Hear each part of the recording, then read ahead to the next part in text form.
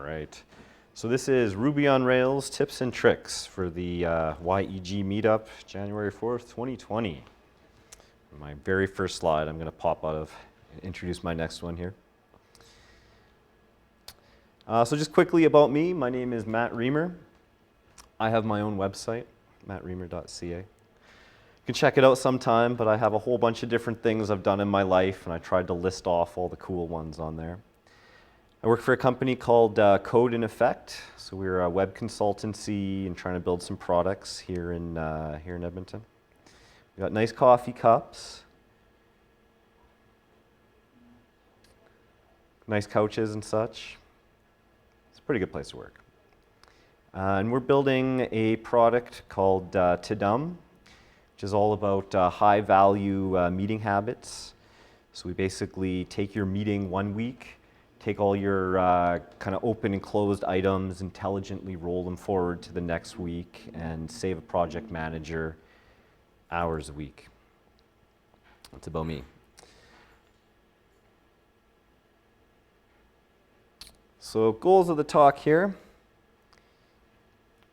I just wanted to kind of keep this super lightweight. We've had some talks in the past that have been maybe a little bit too advanced, but I wanted to kind of just go on to some tips and tricks, something nice and easy to discuss that beginners and advanced people would enjoy. So some of the stuff here you might already know. Hopefully you'll learn just a thing or two. But yeah, these are all just kind of general practices. I resisted the urge to go on the internet and just kind of find all the tips and trick blogs and copy those. But I went through a few of my code bases, and I just found a few kind of patterns that I enjoy. And that's what I wanted to share with you today. So we'll just kind of stick on some Ruby for a while. Data types. Ruby, of course, has a bunch of the fundamental data types as any other programming language would. String symbols, numbers, which you can get into, but we won't. Booleans, nils, arrays, and hashes. So of course, with strings, it's super easy to convert anything to a string. In other languages, not so much, but in Ruby, you can just call .toS on pretty much anything and turn it into a string. Symbols, of course, are a little bit different. They're more meant to be used for passing things into functions and more kind of internal representation. Strings are more for handling stuff from the outside world, perhaps. But you can always call toSym on something after you toString it. So integers and floats are the two basic numeric data types in Ruby. So of course, an integer is just a number like 1, 2, 3, 4, and a float is a number 1, 2, 3, 4, point something, 0.50, and you can convert between them. Convert between them using integer rounding, or use the round function if you want to maintain some of the decimals and stuff. Quite often you'll see that .round to because you want to maybe convert to currency or something like that. Of course, you got to be careful. Whenever you're working with integers and floats or trying to mix them, it might not do exactly what you want. If you took 61 divided by 10, an integer divided by an integer, you just get 6. And then you'd think, wait a minute, what happened to my 0.1? Well, you have to convert it to a float before you divide it to keep that 0.1.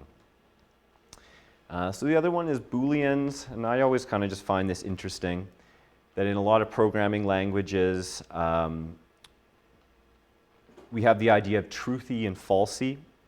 So in Ruby, there's two values that are considered false and nil, and basically every other value is true. So if you have that first one, if on the left here, yeah, you guys can see my cursor, okay. If you go if false or if nil, that basically equals false, and it won't take this logic condition, but anything else is going to be true. So if you go just any string, if true, if any string, if empty string, if a number, or even an empty array will all end up being true. So I just think it's interesting that if you have the string false and you say if string false, that actually ends up being true as well.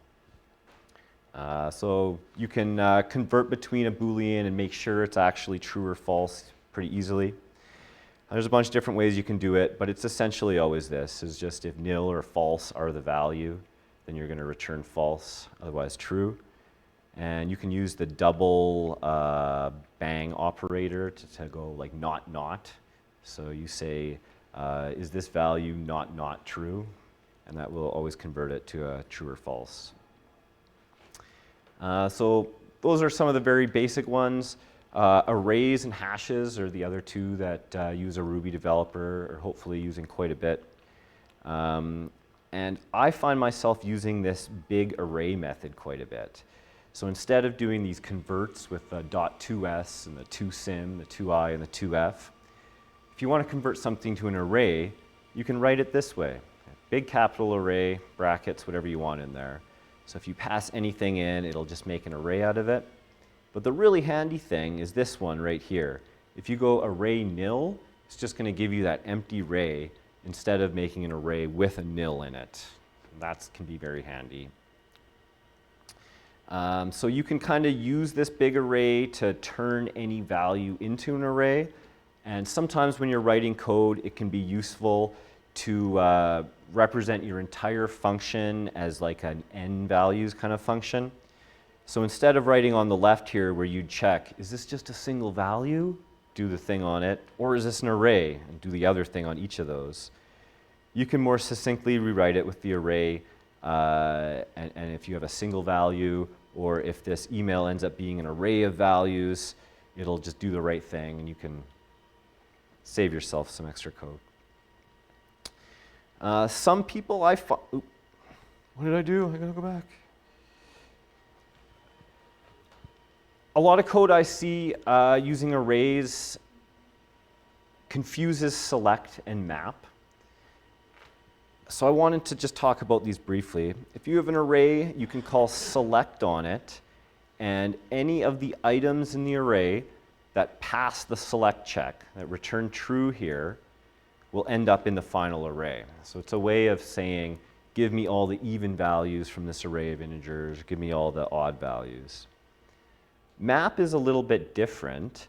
It still goes over all those values, but it's used to transform them into something else. So you would say, take each of these, 1, 2, 3, 4, times them by 2, and return a new array where each item has been transformed through the map function. And of course, because Ruby's awesome and embraces the chain syntax, I really like the array enumerables kind of chaining syntax where you can filter, select, map, sum, similar to why I like jQuery and stuff on the front end. And the arrow syntax is also excellent in Rails. But certainly, here's just two examples of arrays that you could select just some values from it and then map just those values, which is different as if you just called map on its own. So the other data type I wanted to touch on, I'm not going to touch on hashes, is just nil. So as a Ruby developer, you will come to hopefully embrace nil, but it is a source of a lot of problems. So you can't call functions, you can't really do anything with nil, and if it's somewhere that you don't expect, like a big long chain of things, it's going to throw a method like this undefined method comments for nil class, and you're just maybe going to be pulling out your hair saying, what does this error really mean?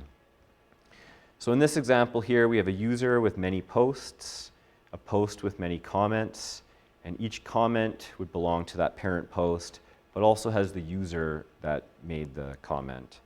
So quite often, if you wanted to pick out the first person that commented on your post, you would write something like this: user.find1.post.first, which is always going to return either the first post or nil, and then you'd call comments on either that first post or nil. And if it's nil, you're going to get this error. It's a bad time. You're going to have a bad experience. So there's a bunch of different ways. Of course, you can check for this. This first block of all four of these blocks of code effectively do the same thing. But the first one's a little bit more verbose. But we check the post, make sure it exists. And then we pull the comment out of it only if the comment doesn't exist. A better way to do it, you'll see, is to use the old school try syntax. So what this does is, if this is a post, it'll call comments on it. But if it's a nil, it'll just return nil. So the try won't raise any kind of error. But if you call, you can use it to call things on nil safely.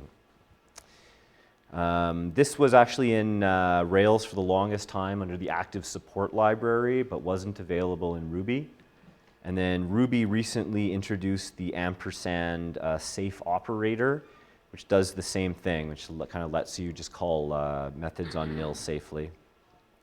And in the end, you could always just call rescue nil on the whole block, and it'll kind of do the right thing. But using exceptions for control flow is a bad idea. It's not performant.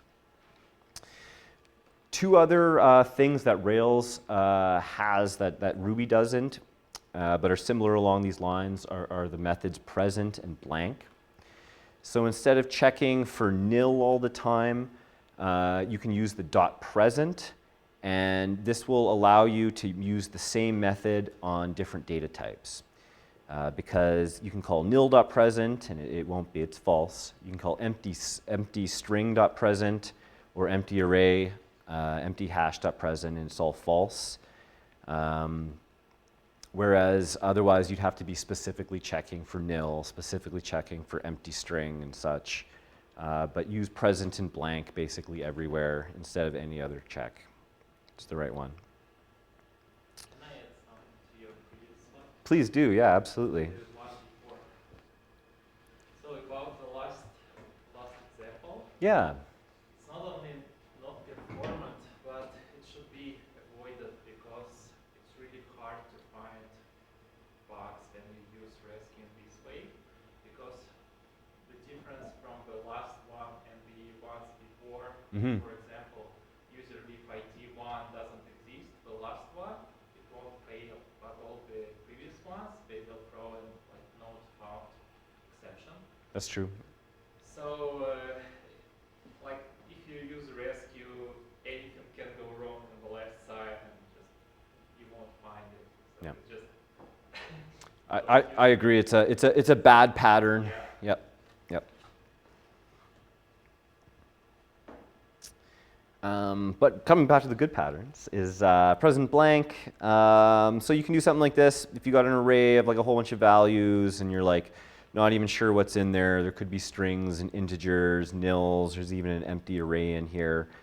You can use those present and blank to normalize your array. So here we use that same capital array to make an array out of all this stuff. We select only the values that are present, and then we turn them all to integers. So it pulls out the string 1 and turns it into an integer, the 2, the 3, the 4, and the 5. It gets rid of everything else. And similar syntax is instead of select present, we could use reject blank to get the same thing. That's one of the cool things about programming is there's always like 17 different ways to achieve the same result. So great, that's data types. I'm gonna pop ahead to a few more tricks. So memoization, this is just a quickie here. Memoization is a technique where you can store the results of a complicated or long-running process in memory so that you don't have to do it again. When you call it the first time, it'll run this whole long thing, and then you save it, and then subsequent calls to the method just return the one from memory, and you skip having to do all the work. So quite often this will come up if you're like kind of maybe grouping a whole bunch of data that you're pulling from the database and doing a whole bunch of computation on it. You might as well just save the results of that. Another common pattern is when you're connecting to an API, you want to check a user's subscription on Stripe kind of idea. You would just make that API request once, and then you'd store it in memory, and any subsequent calls to it are memoized, and then you wouldn't make that whole API request again. Super handy. And Ruby makes it easy with that double pipe equal operator. I'm not sure what the actual name for this is, but conditional assignment, I guess. Maybe that's what it is. Let's go with that. Yeah, call anything else. Yeah, I think that's right. Okay, so another trick I like to use, and this is more just a code syntax thing. There's a. Please. There is a little bit of a gotcha with that one, particularly if the value is Boolean. Yes, absolutely. And Sometimes so you got to have use check hash.fetch through instead. Yeah. Right. So when you're using the null assignment operator, if you're dealing with Booleans, you have to be careful. Yeah, you're exactly right. So this is a trick I like to use sometimes. Ruby's got a cool way of just kind of calling any method on an object. You can use this function called send. So what it does is just like give me any string, and where normally you could call dot upcase on it, you can also call dot send upcase. And it has the same effect. If you want to pass arguments to that method, you can use the syntax as so. And I use it on this kind of code. If you had a bunch of code where you're just kind of like using different attribute names, but basically doing the same operation on all of those, you could clean it up to be rewritten like something like this.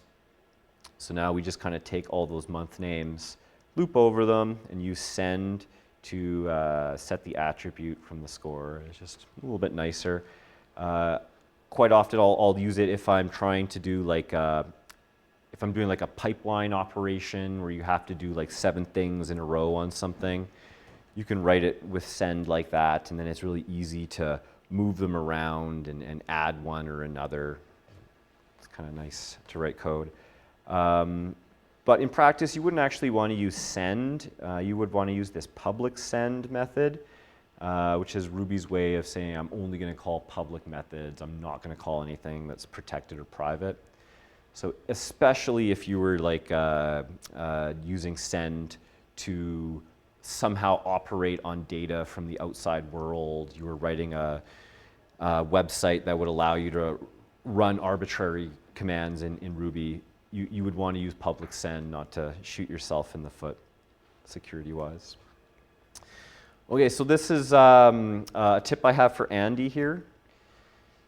So you guys may or may not know about just rake tasks, but very quickly, they're just kind of like one-off little Ruby scripts that you can kind of run alongside your Rails app or kind of on their own. And in a previous talk in the year, Andy had showed us some of his more advanced rake scripts and some of the cool CSV stuff. And I ran into this trick that I had used in the past. Or rather, this is the syntax for the rake task. You make this little describe block to give it a description, give it a name, task, and then run whatever code you want to do in there. And then using the rake syntax kind of lets Rails tie into it, and then you can run it on the command line, and it makes it like a nice little quick something you can run on the command line. Oh, geez. Right, but you can do something like this as well. So I had some code where I wanted to write a rake script for each CSV file. So I just kind of did a dir of every file in the directory, and then I called the describe and task block like dynamically. So it ended up creating just kind of like a whole bunch of different command lines for me quickly. I just thought it was cool that you can do that because it's of course just Ruby or whatever. And of course you can just write some dynamic Ruby in your rake tasks. Cool. All right, so this is my little happy halfway there kind of slide. This is the Ruby on Rails happy guy. So the next 2 tips I'm just going to run quickly through the browser, but I wanted to point out that everything you see here is open source. So my little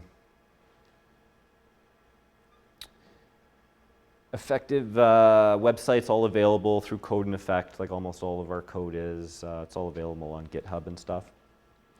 But the number one tip that I really like is when I come to any, or rather, this is just like a regular Rails 6 app. I'm using devise for the user management. And my little trick here is basically you can override the password thing. So only in development mode, I can just type like any password and it'll automatically sign me in.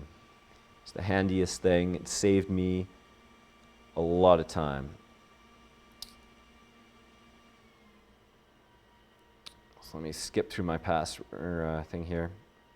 So yeah, this is the snippet of code. All you have to do is add this valid password in your user model, and then whenever you're in Rails.end development, you can just type any password instead of having to worry about it.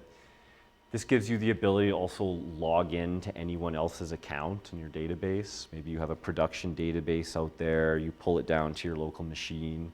You can very quickly log in as that user and maybe debug a user-specific issue. So there's all kinds of conversation around if that's actually a good idea or not. Maybe those lines of code I add to every user model. Yeah, it's a good one.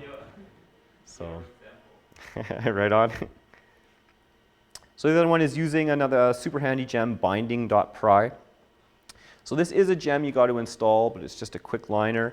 And what this does is it lets you type binding.pry anywhere, and then it'll stop on your code and give you a little place where you can go and debug on your own. So when I run my Rails server, I hope you can see this. It looks really small on my screen here. I just run it in the console kind of thing, just Rails server. But what you can do is in my app views, admin users form, I can just type binding.pry. And then when I get to that screen, so here I am on admin users, I'm going to edit a person here. The whole browser is going to stop. You're like, what? What's happening? But you hop back to the Rails server, and it gives you a REPL. So I can type in here. I can look at inspect the object, run basically anything I would want, kind of look at what's going on. Quite often, if I have a form fail validation, I like to put a binding.pry in it, and then I can like look at the object. I can pick out f.errors, which is nil right now, but just kind of see where I'm at. And then I just type exit to get out of this, and continues my web request from where it left off. So binding.pry, you can use it in a view, you can use it in your controller, you can use it in a model, anywhere you want. And it just gives like a great way to stop and kind of check out what's going on. It's much handier than typing like Rails logger and puts everywhere, which I'm sure we've done. Please. I don't remember when it was, but actually when I think it was Ruby 2.6 came out, they added that natively to IRB. To kernel, so yes. Binding.irb, and if you don't need all of the features that Pry comes with, That's right. that particular functionality is built in. Or with 2.7, you have the multi-line and the color output and all that stuff too. Oh, is that right? You have the color built in and everything? Yeah. Very cool, yeah. Some of the people that have been using Pry for a long time, there's a lot of features where you can like dig into the stack and go up a level and down a level and inspect the code and do like live rewriting and figure out where like it's very feature rich. And they don't like the IRB one as much because the IRB is more stripped down. But honestly, for my purposes, I just want to take that pause and kind of inspect some variables and stuff, and I don't use much more than that. But everyone is different though. Awesome. Okay, so we're going to head into a little bit of Rails stuff here. I've been upgrading the effective website from Rails 5 to Rails 6. So this is my website that I start any new app from. It's already got things like devise and can installed and kind of just like my way of doing everything. And it's a great time saver to just start from something that you keep going instead of Rails new. But I've been upgrading everything to Rails 6, and I've got this belongs to gotcha. So when you just type like belongs to user, up until Rails 6, in Rails 5 and below, it's never been required. But in Rails 6, they changed it so that it's the same as a validation. It is required now. So in Rails 5, if you want to make it required, you got to type the validates. And in Rails 6, that validates is like already there, but you can use this optional true to once again remove the validation and make it an optional belongs to again. But that messed me up for a little bit. I had to upgrade my things. So I wanted to come around to the active record models and just talk about scopes a little bit. So scopes are a way of just kind of writing a little chunk of Arrow or SQL or like a way of accessing your models that can be chained together and reused. So if you have a post, you can just kind of go post.all or post.all.count. But this scope gives you a way to just pick out the ones that are approved. And on all my models, I like writing these three scopes, the sorted, which just enforces my standard sort order. I like writing a deep, which just does all my includes. They can get quite complicated. It's nice just to have it in one piece. And sometimes I also write a shallow. A shallow I would use when I'm maybe like displaying a select box for all my clients. So if I had like a post and I want to say who is this by, I could use user.shallow to only return from the database the ID and title, because that's all I need. And that way it's just a little bit more performant than pulling all the records and everything. But I like using sorted, deep, and shallow for mine and whatever scopes you need. And so you can reuse those scopes in a has many. I actually find that the whole Rails has many DSL is like extremely robust. You can do a lot of really cool things with it. All those has many throughs and little scopes as well. So here we have a post. It's just got has many comments. You could just call post.comments. But you could also scope it to the only approved comments. So these are just ones where they're approved. And the advantage to using the scopes in the has many is really that you can then use your includes on them. So if I only wanted to include all the approved posts, I could do that rather than include all the, all the approved comments rather than all the comments. You can kind of play with those scopes and only include the records from the database you need, which is kind of what I did here. So I have a post with many deep comments, and I call the deep from comment, which I had defined there. And it's just a nice reusable kind of way of keeping all your scopes organized. Another thing I like to use to keep things organized is this little with options method. So consider this code here where we have all these different validations and we're repeating all these like unless, unless, unless. I don't like writing code like that. So instead you can use with options and just pick out the unless or the if, and it applies it to all the validations underneath it. It's just a nice way to kind of group your state-specific validations or just clean it up and make it look a bit nicer. So coming to the end here, Ruby uses, or rather Rails uses two different ways to save models.